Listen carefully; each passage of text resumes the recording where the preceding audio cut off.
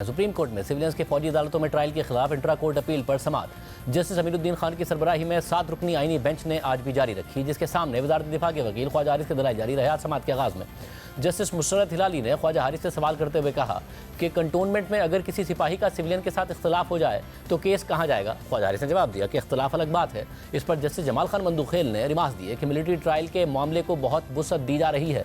ख्वाजा हारिस ने कहा कि ज़माना अमन में भी फौजी उमूर में मुदाखलत करने पर सिविलियन का ट्रायल मिलिट्री कोर्ट्स में ही चलेगा। जस्टिस हसन अजहर रिजवी ने इस पर रिमार्क्स देते हुए कहा कि आखिर कोई मास्टरमाइंड भी होगा, साजिश किसने की। ख्वाजा हारिस ने कहा कि साजिश करने वाले या मास्टरमाइंड का ट्रायल भी मिलिट्री कोर्ट में ही होगा। सिविलियन का ट्रायल अचानक नहीं हो रहा, 1967 से कानून मौजूद है। जस्टिस हसन अजहर रिजवी ने रिमार्क्स दिए कि जहन में रखें कि FB Ali case civil martial law दौर का है। Zulfikar Ali Bhutto civil martial law administrator थे। जस्टिस हसन अजहर रिजवी ने मजीद सवाल करते हुए कहा कि ख्वाजा साहिब, आप वजारत दिफा के वकील हैं, एक अहम सवाल का जवाब दें। क्या 9 मई के वाक़यात में किसी फौजी अफसर के मुलविस होने पर ट्रायल हुआ? 9 मई को लोग कोर कमांडर हाउस में पहुंच गए। लोगों का कोर कमांडर हाउस के अंदर जाना सिक्योरिटी ब्रीच तो है। ख्वाजा हारिस ने कहा कि मुजाहिरीन पर इल्ज़ाम अमलाक को नुकसान पहुंचाने का है। 9 मई के वाक़े में किसी फौजी अफसर को चार्ज नहीं किया गया।